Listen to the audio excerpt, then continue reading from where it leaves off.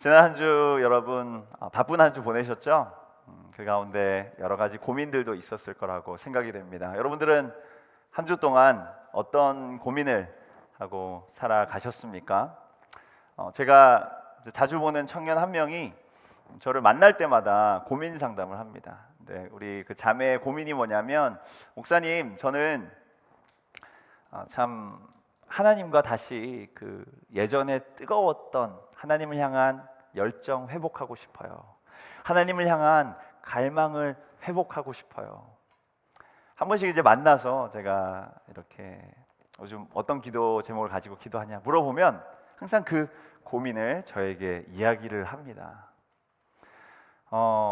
여러분, 고민이라는 것은 우리가 무엇을 고민하게 되나요? 우리의 관심이 있는 것에 늘 우리의 마음이 가 있는 거죠. 저는 그 자매를 보면서 이 자매가 참 마음속에 그런 고민은 있지만 그 마음의 중심이 하나님 가운데 있구나 라는 마음이 들어서 첫 번째로는 전 기뻤어요. 여러분들은 어떤 고민을 하고 사십니까, 여러분? 어쩌면 당연히 사실은 그 자매의 고민이 우리 모두의 고민이 되어야 되지 않겠습니까? 왜냐하면 예수님을 믿고 살아간다라는 것은 예수님과 함께 사랑하는 관계 속에서 살아가는 것이기 때문이죠. 그러면 만약에 그 관계가 예전 같지 않다라면 그게 어찌 보면 우리 삶의 가장 큰 고민이 돼야 되는 게 아닐까요? 어제도 제가 결혼식에 우리 청년의 결혼식 갔다 왔는데요. 보면서 이제 1년 전에 결혼한 커플이 우리 결혼한 지 벌써 1년이 됐어요, 목사님, 이런 얘기를 하더라고요. 그러면서 이렇게 기뻐하는 모습을 봤는데, 여러분, 만약에 이제 결혼한 커플이 그 결혼식에 참여할 때마다 그 결혼식을 보면서 저 때 참 좋았지, 그래, 저 때가 좋을 때다라고 이야기를 하면서 옆에 있는 그 배우자를 보면서 한숨을 쉰다면, 그리고 그거보다 슬픈 일이 있겠습니까? 근데 예수님과 우리의 관계도 마찬가지라는 거죠. 주님과의 가장 뜨거웠던 시간이 과거에만 머물러 있다면 그것보다 슬픈 일이 있을까요? 다 우리에게는 라떼가 있지 않습니까? 여러분, 언젠가 여기 있는 대부분의 분들은 고등학교 때, 대학교 때 예수님을 뜨겁게 만나고 경험했을 거라고 생각이 됩니다. 그때 찬양하고 예배하고 주님께 기도하던 그 시간들이 분명히 있었을 거예요. 근데 시간이 지나면서 지금은 어찌 보면 콘크리트와 같이, 아스팔트와 같이 마음이 단단히 굳어져서 기도도 나오지 않고 예배를 드려도 감격이 없고 복음에 대해서 들어도 전혀 아무런 내 삶의 변화도 일어나지 않는 그런 단단히 굳어버린 마음으로 살아가고 있다면, 여러분, 가장 첫 번째로 이것은 여러분들의 고민이 되어야 됩니다. 그리고 이 고민을 붙잡고 여러분 기도하셔야 됩니다. 왜냐하면 그리스도인으로서 과거의 영광에만 사로잡혀서 살아가는 것보다 더 큰 슬픔은, 트레지디는 없기 때문입니다. 우리 다 라떼가 있어요. 저희 아이들도 이제 5살, 3살이지만 그들에게도 라떼가 있습니다. 우리 선우가 항상 2살짜리 지우에게 이야기합니다. 내가 애기였을 때 하면 너무 웃겨요. 가소롭죠. 근데 우리 신앙생활도 과거에만 집착해서 살아간다면 그거보다 더 슬픈 이야기가 있을까요? 저는 그렇게 우리 청년들의 고민이 그런 고민이 됐으면 좋겠고요. 우리 그 청년의 고민이 언젠가는 주님께서 응답해 주시기를 간절히 소망하며 저도 기도하고 있습니다. 여러분, 과거의 영광으로 우리의 삶이 남아있는 것이 아니라 하나님의 영광이 여러분들의 미래에 더 나타나기를 간절히 소망합니다. 저는 그것을 고민하면서 어떠한 말씀이 우리 청년들에게 어찌 보면 이제 그 고등학교 때나 대학교 때를 지나면서 그 뜨거웠던 때를 지나면서 굳어진 마음으로 가슴 아파하면서 살아가는 우리 청년들에게, 일터에서 살아가며 치이고 바쁨 속에서 하나님을 향한 열정이 식어가는 단단해진 마음을 가지고 있는 우리 청년들에게 어떠한 말씀이 필요할까라고 생각하면서 한 인물이 떠올랐습니다. 그게 오늘 본문에 나오는 여호수아입니다. 왜냐하면 여호수아도 같은 고민을 하고 있었거든요. 그리고 그 고민 때문에 심히 두렵고 떨리고 있었습니다. 이 여호수아를 여러분 생각해 보십시오. 여호수아는 출애굽 때 그 출애굽했던 백성들과 함께 나왔던 백성들 중에 한 명이었습니다. 모세가 이스라엘에 들어가서 10가지 재앙과 여러 가지 또 홍해를 지나는 그런 역사 가운데서 나아왔던 출애굽 1세대였죠. 그리고 이제 모세는 세상을 떠나고 새로운 이스라엘의 리더로서 요단강을 건너서 약속의 땅으로 가야 하는 중요한 이스라엘 백성들의 역사 가운데에서 리더로서 서 있는 사람이었습니다. 이 여호수아에게 하나님은 말씀하십니다. 강하라, 담대하라. 왜 그런 말씀을 하시냐면 여호수아는 많이 두려워하고 있었기 때문이죠. 많이 떨고 있었기 때문이에요. 왜냐하면 그의 고민도 무엇이었냐면 과거에 보았던 하나님의 영광이 앞으로도 내 삶에 계속될까라는 고민이 있었거든요. 그는 출애굽 1세대로서 모든 것을 경험했었어요. 놀라운 하나님의 역사, 10가지 재앙을 통해서 하나님이 어떻게 구원의 역사를 이루어 가시는지, 홍해가 그 앞에서 쩍 갈라지는 하나님의 역사를 눈앞에서 보았습니다. 그리고 직접 그 길을 걸어서 구원을 경험하고 하나님의 승리까지도 경험했죠. 이스라엘 백성들이 홍해를 지난 다음에 모세와 미리암이 함께 하나님의 승리를 탬버린을 치면서 찬양했던 그 자리에서 있었던 사람이었습니다. 아말렉과의 전투 가운데에서 모세가 이렇게 손을 들고 있을 때에 하나님께서 어떻게 아말렉을 물리치셨는지를 눈으로 경험했던 하나님의 역사를 경험했던 사람이었다고요. 그리고 시내산에 도착했을 때 여호수아는 그 창조주 하나님께서 자신을 인간의 그리고 자연세계에 뭐라 그럴까요? 제한시키셔서 시내산 위에 강림하는 모습, 그게 뭐냐면 하나님께서 임재하시는 그 자리에 있었던 사람이에요. 그가 산에 올라가서 하나님 앞에서 여러 장로들과 하나님 앞에서 그분을 뵙고 식사를 하였다라고 성경은 적고 있습니다. 그는 과거에 하나님의 임재도 경험했고요, 하나님의 역사도 경험했고요, 하나님의 승리도 경험했습니다. 하지만 그는 고민하고 있습니다. 이제 새로운 리더로서 과거가 아니라 앞으로도 그러한 하나님의 영광의 날들을 내가 볼 수 있을까? 하나님은 나와 함께 하실까? 하나님은 내 삶 속에 계속해서 역사하실까? 라고 고민하고 있었더라고요. 오늘 이 말씀에서 한 가지 분명한 것은요, 하나님의 마음입니다. 5절을 보면 하나님께서는 분명하게 여호수아에게 말씀하세요. 5절에 있으면 한번 띄워주세요. 내 평생에 너를 능히 대적할 자가 없으리니 내가 모세와 함께 있었던 것 같이, 이게 하나님의 마음입니다.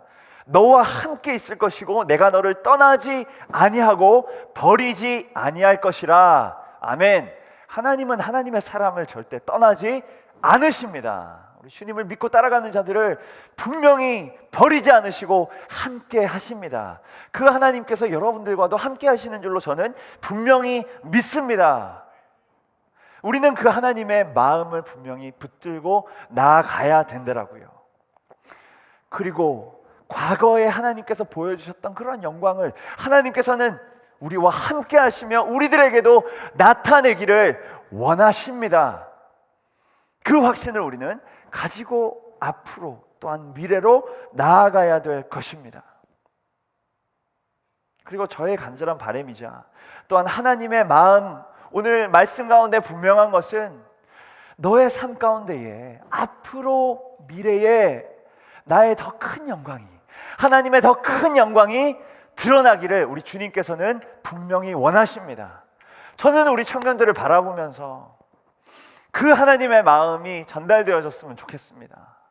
과거의 하나님의 임재만이 나의 영광이 되는 것이 아니라 과거의 하나님의 역사와 승리만이 나의 과거의 역사, 라떼로 살아가는 게 아니라 이제는 미래의 영광으로 나아가는 여러분이 되기를 저는 간절히 소망합니다.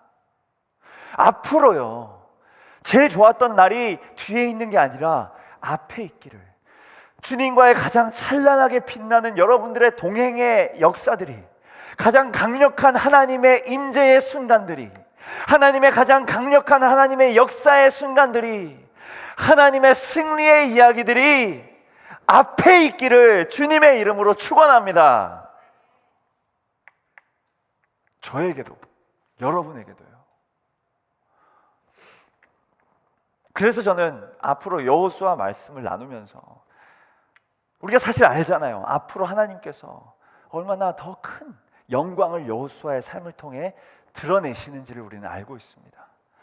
저는 여호수아에서의 말씀을 통해서 앞으로 여러분들이 이제 청년의 때에 하나님의 놀라운 임재와 영광과 승리를 경험하시고, 앞으로 또 결혼하게 되면 여러분들이 이루는 그 가정에서 앞으로 하나님께서 이루실 찬란하게 빛나는 하나님의 영광을 여러분 삶에 드러내기를 간절히 소망합니다. 그러면 하나님께서는 이 미래로 나아가기 전에 두려워하고 있는 여호수아에게 무슨 말씀을 가장 처음 주시는가? 바로 강하고 담대하라라는 말씀입니다. 그리고 그 말씀과 함께 하나님은 그분의 신실하신 약속도 주세요. 제가 여호수아의 말씀을 준비하면서 설교 제목을 어떻게 정할까라고 생각하고 있었는데 1장 3절의 말씀이 저에게 강력하게 와닿았습니다. 1장 3절에서 하나님께서 이렇게 말씀하십니다. 내가 모세에게 말한 바와 같이, 함께 읽어볼까요? 너희 발바닥으로 밟는 곳은 모두 내가 너희에게 주었노니. 아멘. 방금 이 말씀에 보면 주님께서 약속하시는 것입니다. 네가 앞으로 약속의 땅으로 나아갈 때에 네가 밟는 땅, 그 땅은 내가 분명히 너에게 주겠다. 하나님께서 여호수아에게 약속하십니다. 여러분, 그런데 하나님의 약속과 우리의 약속은 완전히 다른 거 아십니까? 우리는 약속 지킬 수도 있고 잘 못 지킬 수도 있습니다. 하지만 완전하신 하나님의 말씀과 약속은 온전히 이루어지는 줄로 믿습니다. 그러면 하나님께서 여호수아에게 주신 이 말씀은 그 말씀대로 분명히 이루어질 것입니다. 아까 그 말씀을 한번 다시 보여주세요. 이 말씀에 보면 하나님께서 이렇게 약속하시죠. 발바닥으로 밟는 곳은 모두 내가 너희에게 주었다라고 말하고 있습니다. 이게 시제적으로 어떤 시제냐면 미래 완료형입니다. 미래 완료형. 이미 미래에 일어날 일을 어떤 조건이 이루어지면 완성될 것이야 라고 하는 것이 미래 완료형이에요. 내가 3시에 오븐에다가 음식을 넣어 놓으면 4시에 완성이 될 거야. 이게 미래 완료형이죠. 그러나 하나님의 약속은 단순한 미래 완료가 아니라 미래 완성형입니다. 왜냐하면 주님의 말씀은 온전히 이루어지기 때문이에요. 하나님의 입술을 떠난 그 말씀은 그 뜻을 온전히 이룰 때까지 땅에 떨어지지 않고 다시 주님께로 돌아온다고 성경은 적고 있습니다. 그래서 저는 성경 말씀 이 1장 3절을 보면서 두 가지 의미를 담아서 여러분들과 이 여호수아서의 설교를 나누고 싶어요. 설교 제목을 미래 완료, 미래 완성, Future Perfect로 지었어요. 한 가지는 아까 이야기했던 것처럼 하나님께서는 여러분들 삶 속에 확실한 약속을 주시며 여러분들이 주님을 따라갈 때에 하나님께서 그분의 영광을 여러분들에게 나타내실 것입니다. 이 세상을 살아가는 그리스도의 제자로서 주님께서는 이 세상을 우리에게 주실 것입니다. 그 확신 이미 완성되어진 줄로 믿습니다. 그리고 두 번째로 Future Perfect에는 이제 여러분들이 앞으로 하나님의 더 큰 영광을 바라보며 여러분들의 미래가 더 wind down, go down 하는 것이 아니라 하나님의 영광이 여러분들의 삶 가운데 더 드러나게 되며 그 안에서 하나님께서 온전히 이루어 가실 여러분들의 미래, 그런 미래를 함께 꿈꾸며 그 여호수아서의 말씀 앞으로 나아갔으면 좋겠습니다. 아멘. 그러면 아까 이야기했던 여호수아에게 첫 번째로 주시는 말씀, 강하고 담대하라. 네, 두려워하고 떨고 있는 여호수아에게 필요한 것은 강함이고 담대함입니다. 그런데 중요한 건 무엇에 대하여 강하고 담대할 것인가 입니다. 여호수아는 약 40년 전에 스파이로 그 약속의 땅에 들어갔었죠. 그리고 다른 12 정탐꾼과 함께 그 땅에 있는 사람들을 보았습니다. 근데 그 정탐꾼들이 가지고 온 리포트는 어떠했습니까? 그 땅의 사람들은 이 작은 사람들이 아니었어요. 떡대가 이만해서 덩치가 엄청나 거인처럼 보인다라고 했습니다. 그리고 자기들은 어떻게 보였다고요? 메뚜기처럼 보였다. 그러면 하나님께서는 그 땅에 있는 거인과 같은 40년 전에 보았던 그 가나안 족속들, 전쟁 잘하고 이미 우리보다 몇 시대 앞서 있는 무기들을 가진 그들을 두려워하라는 것일까? 그들 앞에서 강하고 담대하라고 말씀하시는 것일까? 여호수아는 이미 나이가 지금 많이 들었잖아요. 그 정탐꾼으로 나갔을 때보다 지금 엄청 시간이 지났거든요. 라떼를 이야기할 수밖에 없는 상황인데 노쇠한 자기의 몸과 강한 그 사람들을 바라보면서 위로하시는 것일까요? 아닙니다. 오늘 말씀에서 가장 중요한 부분은 사실 6절과 9절 그 사이에 있는 것이군요. 6절과 9절에서 하나님은 강하고 담대하라고 말씀하세요. 마치 햄버거에서 가장 중요한 것은 어디에 있습니까? 그 빵 사이에 있잖아요. 그것처럼 6절과 9절 사이에 있는 말씀이 사실은 진짜 하나님께서 여호수아에게 주기 원하시는 말씀이세요. 그리고 강하고 담대하라고 할 때 적들에 대해서 강하고 담대하라고 말씀하시는 게 아닙니다. 말씀에 대해서 강하고 담대하라고 말씀하세요. 여호수아서 1장 7절을 한번 보십시오. 자, 오직 강하고 극히 담대하라고 말씀하시는데 뭐에 대해서 강하고 담대하라냐면 나의 종 모세가 내게 명령한 그 율법을 다 지켜 행하도록. 뭐 앞에서 강하고 담대하라고요? 하나님의 말씀 앞에서 강하고 담대하라고 말씀하시는 겁니다. 왜입니까? 왜냐하면 우리의 승리는 나의 힘에 달려있는 것이 아니라 하나님께 달려있기 때문입니다. 나의 전쟁은 나의 능력에 달려있는 게 아니라 하나님께서 달려있기 때문입니다. 전쟁은 하나님께서 하시는 거예요. 우리는 뭐냐면 말씀 앞에서 순종하는 것입니다. 여러분, 강하고 담대하라는 말은 뭔지 아세요? 여러분, 놀이기구 탈 때 이렇게 주랍하는 놀이기구가 있잖아요. 저도 이제 롤러코스터는 좋아하는데 이 주랍하는 건 좀 무섭더라고요. 근데 쭉 올라가면 그 긴장감을 더하기 위해서 그 밑에서 뭐 여러 가지 이야기를 합니다. 근데 이제 떨어집니다. Get ready 하잖아요. 이제 그 순간이 온다는 거죠. 무서운 순간이. 그 앞에서 월링을 주는 거예요. 근데 하나님의 이 말씀도 위로가 반 정도 담겨 있지만 사실은 도전입니다. 강하고 담대하라는 거는 너 이제 마음을 단단히 먹어라 라고 말씀하시는 거예요. 뭐냐면 너 적군 앞에 설 때 그 적군 앞에 서는 건 전쟁하는 거지 않습니까? 전쟁한다라는 건 자기의 생명을 내려놓는 겁니다. 근데 그 마음으로 너는 말씀 앞에 서라는 거예요. 다시 말해서 넌 말씀에 목숨 걸어야 되라고 말하는 겁니다. 여러분, 말씀에 목숨 거셨습니까? 이 말씀 앞에서 우리는 두 가지를 다시 한번 말씀에 대해서 확신하고 나아가야 돼요.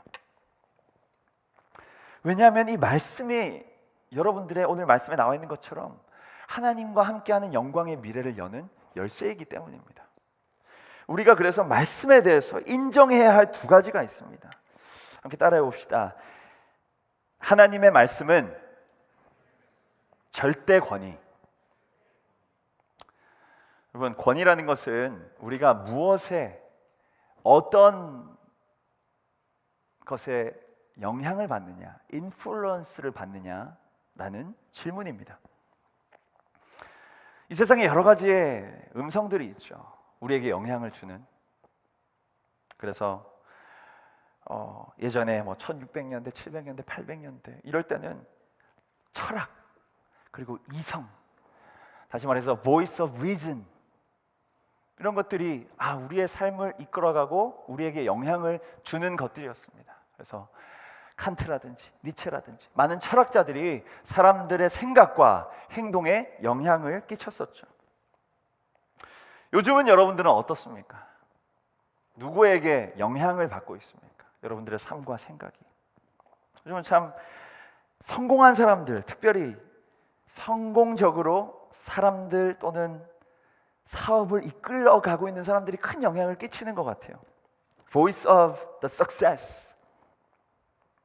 그래서 혁신적인 아이디어를 가지고 제품을 만들어내는 스티브 잡스라든지, 또 그 뒤를 이어서 가진 것을 잘 이용해서 또 회사를 계속 성장시키는 팀 쿡이라든지, 아니면 정말 과감한 도전을 통해서 사람들을 이끌어 나가는 일론 머스크라든지, 이런 사람들이 사람들에게 많은 영향을 끼치고 있지 않습니까?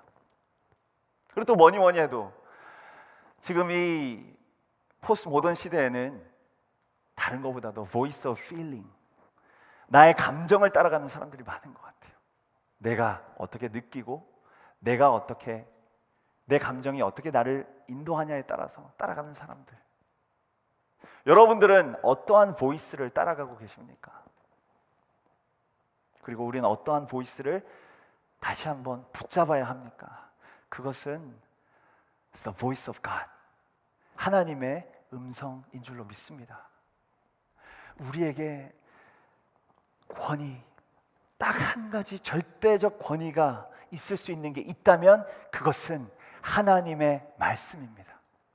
아무것도 없었던, 아무런 소리도 없었던 태초 이전의 세상에서 그 말씀 하나로 모든 것을 창조하신 그 능력의 하나님의 말씀, 그것이 우리의 절대적 권위가 되어야 하는 것입니다. 그 하나님의 말씀이 여러분들의 삶의 절대적 권위가 되기를 바랍니다. 다른 게 아닙니다. It's not the voice of reason. It's not the voice of the success. It's not the voice of feeling. We need to follow the voice of God.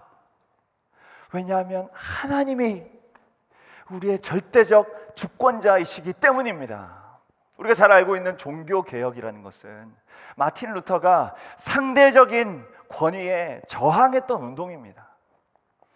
카톨릭에서 교황이 하는 이야기가, 교황이 정하는 법칙들이 하나님의 말씀의 권위보다 더 앞지른다라고 했을 때, 그 마틴 루터는 아니, 우리의 권위는 오직 하나님의 말씀, 솔라 스크립투라, 오직 하나님의 말씀만이 우리의 구원에 대해서, 우리의 삶에 대해서 말할 수 있는 오직 유일한 절대적 권위라고 저항했던 운동이 바로 종교개혁이었습니다. 예수님도 믿는 자들에게 말씀하셨습니다. 그 유대인들이 가지고 있었던 고르반, 부모를 공경하지 않기 위해서 만들어 놓은 자기들의 전통에 대해서 말씀하시면서, 그들을 책망하시면서 이렇게 말씀하셨어요. 마가복음 7장 13절에 너희가 전한 전통으로 하나님의 말씀을 폐하며 또 이 같은 일을 많이 행하느니라.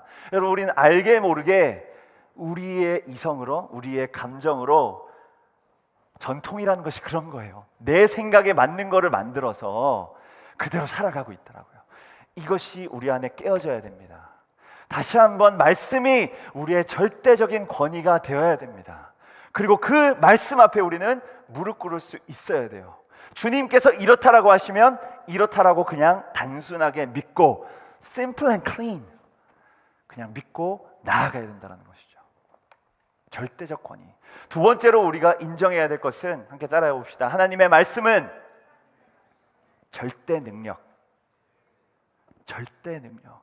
하나님의 말씀에는, 여러분 잘 들으십시오, 능력이 있습니다. 여러분, 모래사장에 가서 막 모래사장을 막 뒤져보십시오. 거기 돌멩이들이 많이 있잖아요. 그 돌멩이에 씨앗이 하나 섞여 있다고 생각해 봅시다. 그러면 여러분들이 그 씨앗이랑 비슷하게 생긴 돌멩이를 주었어요. 이 두 가지가 비슷하게 보일 수는 있는데 이 두 가지가 확연하게 다르죠. 이걸 땅에다 심고 물을 주고 해가 비치면 돌멩이한테는 무슨 일이 일어납니까? 아무 일도 일어나지 않습니다. 하지만 씨앗에는 무슨 일이 일어날까요? 뿌리가 나오고 줄기가 나오고 잎이 열리고 열매까지 맺힐 수 있습니다. 예수님은 그 말씀을 씨앗에 비유하셨습니다. 좋은 옥토에 그 씨앗이 뿌려질 때에 수많은 열매를 맺을 거라고 말씀하셨어요. 그러면 돌멩이와 씨앗에 같아 보일지라도 다른 점은 무엇입니까? 돌멩이 안에는 없지만 씨앗 안에 있는 것, 그것은 생명입니다. 말씀 안에는 우리가 눈으로는 볼 수 없지만 생명이 들어 있습니다. 그래서 그 생명에 물이 들어가고 햇빛이 비치면 그 생명은 생명력을 가지고 뚫고 나오게 됩니다. 여러분, 하나님의 말씀엔 능력이 있습니다. 디모데후서 3장 16절에는 모든 성경은 하나님의 감동으로 된 것으로, 그 감동으로 됐다라는 것이 말 그대로 번역하면 ESV에 나와 있는 그 영어 성경에 나와 있는 단어처럼 God breathed, 하나님의 호흡으로 나왔다라는 거예요. 마치 하나님이 생명을 불어넣어서 인간이 움직이기 시작한 것처럼 그 안에는 생명이 들어있습니다. 그래서 히브리서 4장 12절에 보면 이 말씀은 그냥 글자처럼 보일지라도 하나님의 말씀은 함께 읽어봅시다. 시작. 하나님의 말씀은 살아있고 활력이 있어 좌우의 날선 어떤 검보다도 예리하여 혼과 영과 및 관절과 골수를 찔러 쪼개기까지 하며 또 마음의 생각과 뜻을 판단하나니. 아멘. 하나님의 말씀에는 생명이 있어서 여러분의 심령에 심겨질 때에 그 말씀은 가만히 있지 않고 살아있어서 움직이기 시작합니다. 그 생명력을 드러내기 시작합니다. 하나님의 말씀은 능력이 있는 것입니다. 그리고 그 생명은 또한 생명을 낳게 됩니다. 1800년도 중반에 웨일즈에 로버트라는 사람이 태어났는데요. 나중에 대학교 가서 공부를 하게 되고 하나님을 뜨겁게 만나게 됩니다. 이 로버트라는 사람이 하나님을 뜨겁게 만나고 그 마음에 열방에 대한 열정을 하나님께서 부어주셨습니다.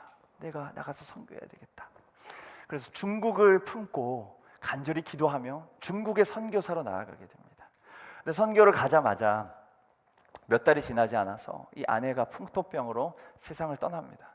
그래서 마음에 너무 상심이 되어서 선교도 내려놓고 그냥 통역 일을 하면서 살아가고 있었습니다. 그런데 그에게 저 멀다면 멀다고 할 수 있는 그 조선에서의 소식이 하나 들려오는데 그곳에 예수님을 믿는 사람들이 핍박받는다라는 소식을 듣게 됩니다. 이 소식을 듣고 이 로버트라는 형제의 마음이 뜨거워집니다. 아직 26살일 때. 그래서 내가 조선에 가서 하나님의 말씀을 전해야 되겠다 결심을 합니다. 그래서 한국으로 가는 이 상선, 제너럴 셜먼호라는 상선을 타고 대동강을 타고 이렇게 갑니다. 그런데 여러분들 아시다시피 조선시대에 세국 정책을 그 국가에서 펼치지 않았습니까? 그래서 외국에서 들어오는 문물을 반가워하지 않았습니다. 이 배에도 호락호락하지 않았어요. 그래서 거기에 있던 관리가 이 배를 공격하라고 이야기를 하고 그 배가 결국에는 침몰하게 됩니다. 거기에 타고 있었던 이 로버트 형제가 헤엄을 쳐서 육지로 오게 됩니다. 그리고 그 육지에서 로버트를 기다리고 있었던 한 한국의 관리가 있었는데 박춘권이라는 사람이었어요. 그리고 이 박춘권이 그의 목을 베어서 그 로버트라는 사람이 그 자리에서 죽게 됩니다. 이 로버트가 우리가 잘 알고 있는 한국에서 처음으로 순교의 피를 흘렸던 로버트 토마스 선교사입니다. 그가 죽었던 나이가 26이었습니다. 박춘권이라는 사람이 나중에 그 토마스 선교사를 회상하면서 이렇게 글을 남겼습니다. 내가 서양 사람을 죽이는 중에, 이게 그 토마스 선교사죠. 생각할수록 이상한 감이 들었다. 칼로 찌르려고 할 때 그는 두 손을 마주 잡고 무슨 말을 한 후 붉은 배를 입힌 책을 가지고 웃으면서 받으라고 권하였다. 내가 죽이기는 하였으나 이 책을 받지 않을 수 없어서 받아왔노라. 박충건이 처음에는 토마스 선교사가 준 그 성경책을 안 받았습니다. 그런데 그 토마스 선교사를 죽이고 나서 마음에, 양심의 가책이 있어서 몰래 그 성경책을 가지고 온 것입니다. 그리고 나중에 그 박춘건이 그 성경을 읽다가 회심하고 예수님을 만나서 구원받게 되고, 나중에 그 평양의 교회의 장로님이 되게 됩니다. 그 자리에 있었던 또 한 12살의 소년이 있었어요. 그 소년의 이름이 최치량이었습니다. 그 최치량이 토마스 선교사가 던졌던 성경책 3권을 가지고 이걸 어떻게 해야 되지 두려워 떨면서 박영식이라는 다른 관리에게 찾아갑니다. 이 박영식이 성경을 받았어요. 이걸 어떻게 해야 되나 보다가 이게 그 시대에 종이가 이제 비싸고 했잖아요. 그래서 자기 집에 벽에 도배지로 사용합니다. 성경을 한 장 한 장 찢어서 벽에다가 붙여놓습니다. 그런데 참 놀라운 건 뭐냐면요, 아까 말했던 박춘건이라는 사람의 조카가 이 박영식이라는 사람의 집에 놀러 옵니다. 놀러와서 그 방에 들어갔어요. 그 방에 들어가니까 벽에 뭐가 써져 있어요? 말씀이 쓰여져 있습니다. 그래서 심심해서 읽기 시작했어요. 근데 그 말씀을 읽다가 이름들이 많이 나와요. 이영태라는 사람이 예수님을 영접하고 구원받게 됩니다. 아까 박춘건이라는 분도, 그리고 최치량이라는 분도, 박영식이라는 분도, 이영태라는 분도요, 다 그 말씀으로 구원받고 나중에 회심하고 교회의 리더들로 세워집니다. 토마스는 그 조선의 땅을 밟자마자 목숨을 잃었지만 그의 희생을 통해서, 그리고 그가 전해준 말씀을 통해서 놀라운 생명들이 구원받게 되었다라는 사실입니다. 그리고 바로 그 벽에 성경책으로 도배되어 있던 그 집이 나중에 장대현 교회가 되는데요, 그게 우리가 알고 있는 1907년에 일어났던 평양 대부흥의 중심지가 됩니다. 한 청년의 희생을 통해서 놀라운 그 말씀의 능력 가운데에서 우리에게도 너무나 큰 영향을 끼친 그 평양의 대부흥이 일어난 것입니다. 말씀에는 바로 그런 능력이 있는 것입니다. 무슨 능력으로 그 대부흥이 일어난 것이에요? 순교자의 피? 네, 그것도 중요합니다. 하지만 그것보다 더 이 대부흥을 이끌었던 것은 바로 그 말씀의 능력이었습니다. 아니, 그냥 그 글자에 있는 것이 아니라 바로 그 말씀 안에 담겨 있는 예수 그리스도의 보혈을 그 사람들이 발견했기 때문입니다. 그 조선인들도 너무나 사랑하셔서 그 아들까지 희생하시면서 그 자신의 피를 모두 흘리시고 우리의 죄를 속하신 예수 그리스도를 그들은 말씀 안에서 발견했기 때문입니다. 그 보혈이 흐르고 있는 그 말씀 안에는 생명이 있습니다. 그 생명 안에 능력이 있는 것이에요. 여러분, 무엇이 우리의 굳어진 마음을 깨뜨릴 수 있겠습니까? 말씀의 능력입니다. 여러분, 운전하시면서 아스팔트 길 옆에 보면 들풀들이 자라있는 거 보이잖아요. 그 들풀들 보면서 여러분 생각해 보셨습니까? 아니, 그 단단한 아스팔트를 뚫고 어떻게 이 들풀들은 그걸 뚫고 나와서 이 풀들을, 그리고 꽃들을 피웠을까? 그 안에 생명의 능력이 있기 때문입니다. 말씀 안에도 생명의 능력이 있습니다. 예수 그리스도라는 생명의 능력이 그 안에 숨쉬고 있는 것이에요.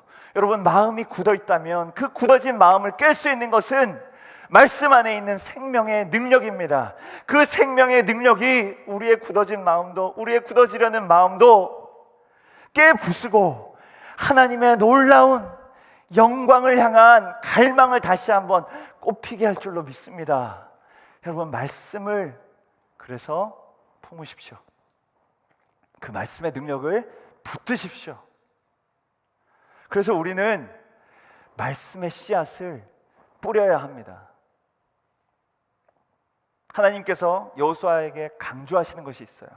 말씀에 대한 순종을 요구하시면서 그것에 따라야 하는 중요한 것을 하나 강조하십니다. 1장 8절에 보면 이 율법책을 내 입에서 떠나지 말게 하며 주야로 그것을 묵상하라고 말씀하세요.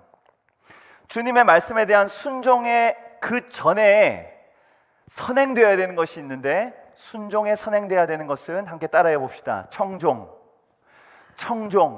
잘 들어야 우리는 순종할 수 있습니다. 그래서 우리는 믿음의 씨앗을 뿌려야 합니다. 여러분, 우리가 순모임을 하면서 가장 중요한 것이 무엇일까요? 사람 만나는 것일까요? 아닙니다. 여러분들은 순모임 하면서 말씀을 만나야 합니다. 말씀의 생명을 받아야 합니다. 그걸로 우리는 살 수 있기 때문입니다. 그것이 우리 삶을 계속 덮으려고 하는 이 세상의 영향력과 우리의 굳어진 마음을 깨뚫고 나올 수 있기 때문입니다. 말씀 앞에 서십시오. 주일날 여러분들 듣는 말씀 앞에 서십시오. 매일 여러분 큐티 하셔야 됩니다. 말씀, 그 말씀의 만나를 먹고 우리는 살아야 됩니다. 여러분들이 그 씨앗을 뿌릴 때에 그 씨앗이 분명히 생명을 낼 것입니다. 그리고 동시에 우리는 아까 말한 것처럼 이렇게 따라해 봅시다. 말씀에 목숨을 걸자. 만약 우리의 전쟁과 싸움이 하나님께 달려 있다면 우리는 세상과 마주하지 않고 말씀과 마주해야 됩니다. 어떠한 마음가짐으로? 적들을 마주하는 마음으로 우리는 말씀을 마주해야 됩니다. 이 말씀에 나의 삶과 나의 앞으로의 하나님의 임재와 승리와 역사가 달려있다는 것을 간절히 믿고 그 말씀 앞에 목숨 걸고 서야 합니다. 그 목숨을 걸고 서는 한 사람을 통해서 하나님은 역사하실 것입니다. 그리고 그 사람들에게 하나님은 그분의 영광을 드러낼 것입니다. 하나님께서 아까 읽었던 1장 8절에서 말씀하십니다. 네가 그 말씀에 순종하고 말씀으로 너의 삶을 채운다면 분명히 내가 약속한다. 너의 삶이 형통할 것이고 내가 분명히 너와 함께 할 것이다. 아멘. 청년 여러분, 말씀에 목숨 거십시오. 세상의 밸류에 목숨 걸지 마십시오. 말씀에 목숨 거십시오. 말씀에 목숨 걸면 여러분 승리할 수 있습니다. 하나님의 아름다운 영광을 여러분 경험하실 것입니다. 같이 기도합시다.